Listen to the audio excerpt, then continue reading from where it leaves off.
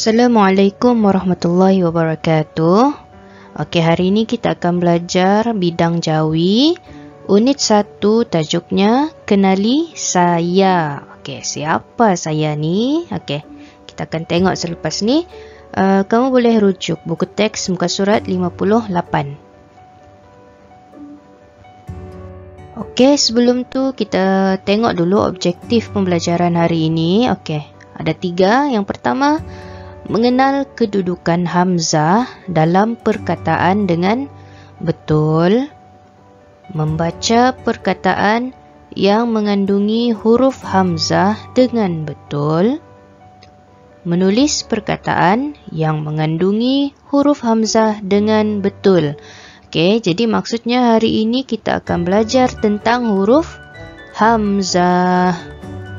Okey, Ustazah ada soalan. Berapakah tempat kedudukan huruf hamzah dalam perkataan? Rasa-rasanya ada berapa? 1 atau 2 atau 3 atau 4 atau 5 ataupun berapa? Itulah yang kita akan belajar hari ini, okey? Teruskan. Okey, kita terus kepada kedudukan huruf hamzah yang pertama. Okey, apa dia? Hamzah di atas huruf alif. Okey, macam ni rupa dia. Kamu boleh tengok huruf hamzah terletak di atas huruf alif. Ni huruf alif kan? Okey, ni huruf hamzah. Bilakah huruf hamzah diletakkan atas huruf alif? Okey.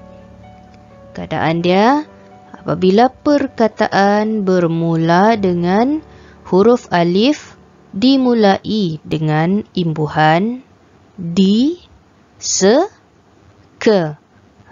Kena ingat ni.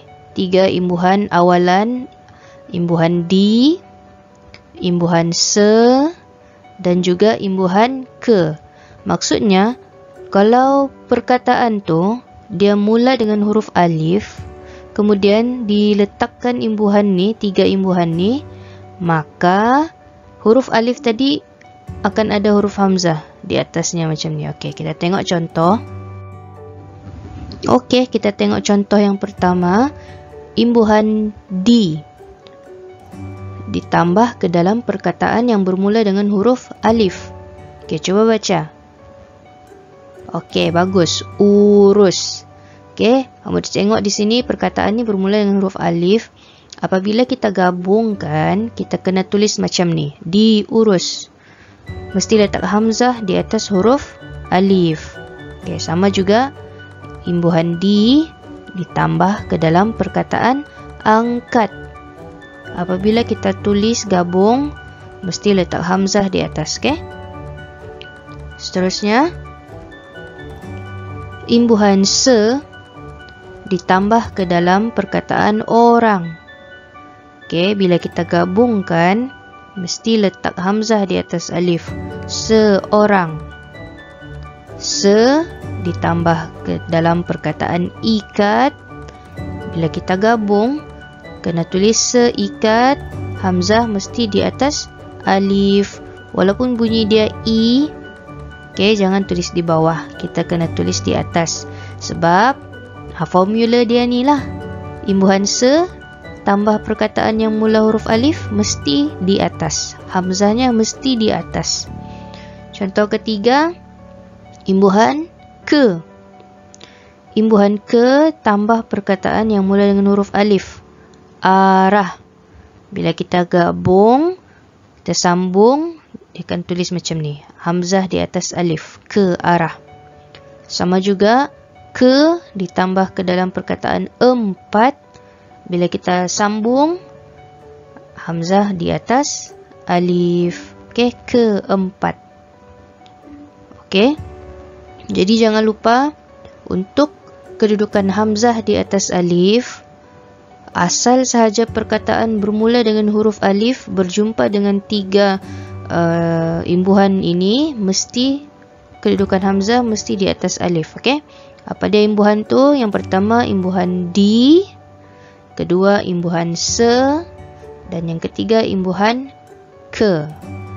Okey, itu kedudukan hamzah yang pertama di atas huruf alif. Kita tengok kedudukan hamzah yang kedua.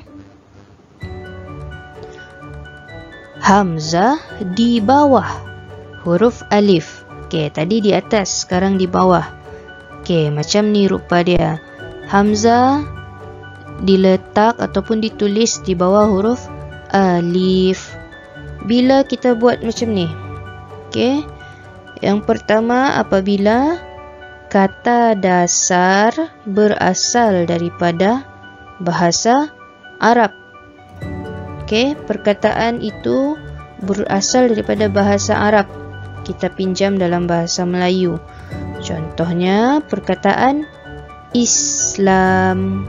Okey, Islam. Kamu tengok di sini huruf hamzah dia diletakkan di bawah huruf alif. Okey. Jadi kena ingat untuk perkataan Islam ini, walaupun di depan dia ada imbuhan di, okey, macam tadi yang Ustazah bagi tahu, walaupun di depan dia di, untuk perkataan ini sahaja hamzahnya masih di bawah. Kita tidak tulis di atas, okey? Untuk perkataan Islam ini saja. Okey, contoh ni diletakkan di hadapan perkataan Islam. Apabila kita gabung diislamkan, hamzah ini masih lagi di bawah. Okey. Keadaan yang kedua. Perkataan yang bermula dengan huruf I tunggal. I tunggal. Contohnya perkataan I dagang. Okey, kalau kamu nampak perkataan yang dieja macam ni, depan dia ada huruf I, lepas tu ada tanda sengkang dash, baru letak perkataan lain. Jadi apabila dalam tulisan Jawi kita akan tulis macam ni. Hamzah di bawah huruf alif. Okey, alif ya, bunyi dia I kan. Okey, kena letak hamzah di bawah alif. I dagang. Okey. Dan keadaan yang ketiga, apabila perkataan itu adalah kata sapaan Okey. Mesti letak hamzah di bawah. Ni ejaan dia. Alif, ya, ha, Kalau tiada hamzah, okey, saya tutup. Kalau tiada hamzah, dia akan jadi ayah. Kan lain bunyi dia tu. Ayah dengan jadi sebab tu kita kena letak huruf hamzah di bawah ni. Okey. Itu dua keadaan ataupun kedudukan huruf hamzah. Tadi di atas alif, sekarang di bawah alif. Kedudukan yang seterusnya adalah hamzah, huruf hamzah 3/4 daripada garisan. Garisan apa pula ni? Okey, kita tengok. Garisan, okey. Ini contoh huruf alif. Hamzah terletak 3/4 di sini. Okey, di bahagian ni 3/4. 1, 2, 3. Okey, tengok ni garisan. 1, 2, 3. Okey, jadi hamzah ni di sini. Tidak di atas betul, tidak pun di bawah. Okey, dia di sini 3/4. Bila kita tulis hamzah 3/4 ni, okey, ada 3 keadaan. Yang pertama, apabila perkataan berimbuhan an dan i. Okey, kalau perkataan itu ada imbuhan an ataupun imbuhan i, contohnya bacaan. Okey, bacaan. Tengok, hamzah kedudukannya 3/4 daripada huruf alif. Okey, ataupun harga i. Okey, jangan tulis hamzah di bawah, jangan tulis hamzah di atas alif. Okey, salah. Kamu boleh tengok contoh lebih banyak di muka surat 60 buku teks. Okey, keadaan yang kedua, apabila perkataan itu adalah kata nama khas. Kata nama khas. Kata nama khas ni contohnya nama orang, nama tempat kan. Okey. Tapi untuk situasi hamzah ni cuma ada 2 sahaja perkataan yang dieja huruf hamzah 3/4, iaitu nama orang. Nama orang Cina. Apa dia yang pertama? Okey. Eng. Okey. Eng. Okey. Pernah dengar nama orang Eng? Mungkin ada kawan kamu ataupun cikgu kamu nama dia Eng, yang orang yang berbangsa Cina. Okey, Eng. Jadi kalau nama dia Eng, kena tulis hamzah tu 3/4. Kedudukan dia 3/4. Ataupun satu lagi nama ialah Ong. Okey, Ong. Tengok kedudukan hamzah 3/4. Okey. 2 nama ni sahaja. Ini boleh ingat. Kamu boleh ingat. Sebab cuma ada 2 nama ni sahaja yang macam ni, special. Okey. Dan yang ketiga ialah apabila kata dasar daripada suku kata gabungan. Suku kata gabungan 2 vokal. Contohnya I, au ataupun ui. Okey. AI, AU ataupun UI. Contohnya kalau AI, air. Kan kita eja dalam Rumi A-I-R kan. Okey, kalau dalam Jawi kita kena letak hamzah. Kita tidak boleh tulis alif ya ra saja. Dia akan jadi bunyi lain. Kena letak hamzah dan kedudukan hamzah 3/4. Okey. Seterusnya kalau AU contohnya ialah paus. Paus. Okey, huruf hamzah 3/4. Dan kalau UI contohnya ialah buih. Okey, buih. Huruf hamzah 3/4 garisan. Bukan 3/4 huruf 3/4 garisan. Okey.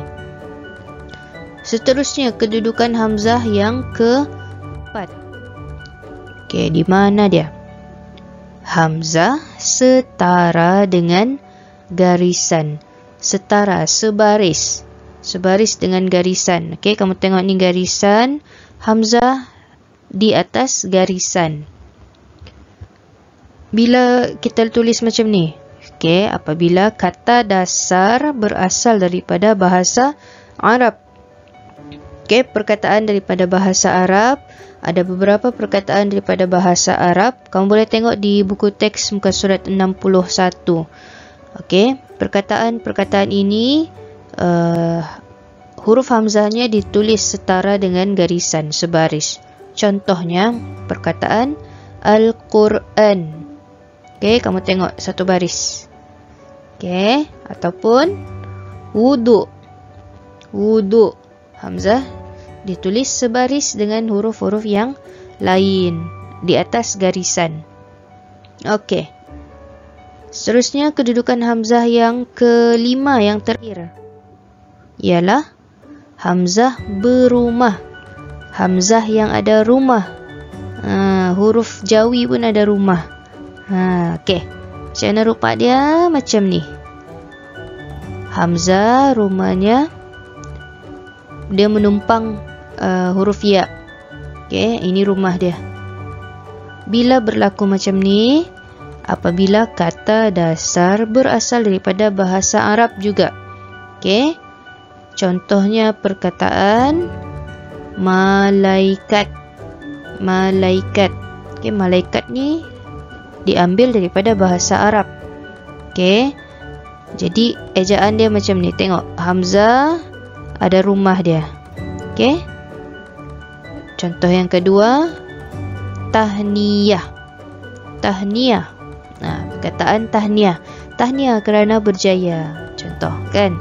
Okey, ni rumah dia. Mesti ada rumah. Tidak boleh tumpang rumah orang lain. Okey, kalau kamu tengok di sini ada 2 bentuk rumah hamzah ni. Yang ini apabila huruf tidak bersambung. Okey, lepas alif kita tidak boleh sambung huruf kan? Okey, ini dia tidak bersambung dengan huruf sebelumnya. Yang ini pula rupa dia apabila bersambung dengan huruf sebelum dia. Okey. Jadi inilah dia kedudukan huruf-huruf hamzah di dalam perkataan dalam tulisan Jawi.